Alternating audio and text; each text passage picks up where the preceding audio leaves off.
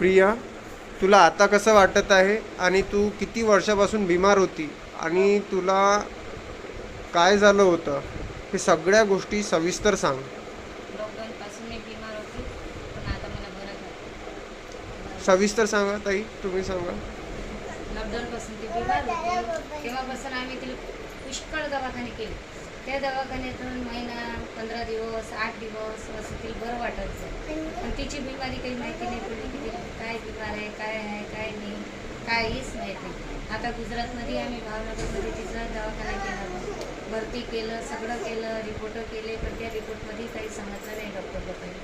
मग इथं दीदी असते तर दीदीनं सांगितलं, मोठ्या बहिणीनं, की बाई इथं ये, माऊली म्हणून दवाखाना आहे. मग त्या डॉक्टरला दाखवलं, त्या डॉक्टरनं मग इलाज केला, तर 5-6 दिवसात तिला आराम पडला. ते औषध चालू आहे आता. 5-6 दिवसात ती बरी झाली. नाही तर ती उठायच्या कामाची नव्हती, बसायला चालताही नव्हतं येत होतं तिला, पण आता बरी आहे. उठता बसता नव्हतं येत नाही का? आता बसता येते, बसून दाखव बेटा.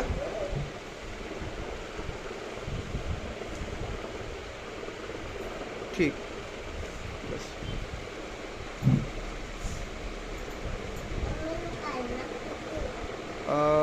तुला पोटाचा कसा त्रास होता तो पण सांगून दे आणि तो पण ठीक झाला की नाही झाला ते पण सांगून दे. पोटाने तर आता नाही म्हणता 1 वर्ष झालं. 1 वर्षापासून एकसारखं पोट दुखून आलं.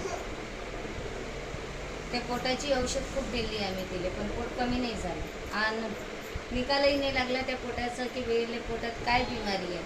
जेव्हा माऊली दवाखान्यात आणलं तिले, तेव्हा त्या डॉक्टरनं रिपोर्ट केले, त्याच्यावर माहिती झालं की तिला अपेंडिक्स आणि पथरी आहे म्हणून. तेव्हा त्याच्यावर इलाज चालू आहे तिचा. सांगा. हां, आतड्यावर सुजनही आहे तिची. आतड्यावर तिथं पण सांगितली होती सुजन, पण कमी नाही झाली. इथं आलो तेव्हा तिची आतड्यावरची सुजनही माहीत झाली, पण कमी झाली. आतड्यावरचं सोनोग्राफी तुम्ही कुठे गेली होती पहिले? गुजरातमध्ये. गुजरातमध्ये गेली होती. तिथल्या डॉक्टरांनी काय सांगितलं होतं? त्यांनी काहीच नाही सांगितलं होतं. त्यांनी फक्त एवढं सांगितलं होतं की बा आतड्यावर सुजन आहे, बरं होऊन जाईल. बस, दुसरं काही नाही. औषध सगळं दिलं तिचं. जेवढे रिपोर्ट सांगितले, सिटी स्कॅन, सोनोग्राफी, रक्त तपासणी सगळं केलं आम्ही. त्यानं त्या रिपोर्टमध्ये काहीच नाही सांगितलं. मग इथं आल्यावर डबल रिपोर्ट केले आम्ही ना तिचे. इथं माहीत झालं की काय आहे तिला. आता तुला पूर्णपणे बरं वाटत आहे का? ठीक आहे.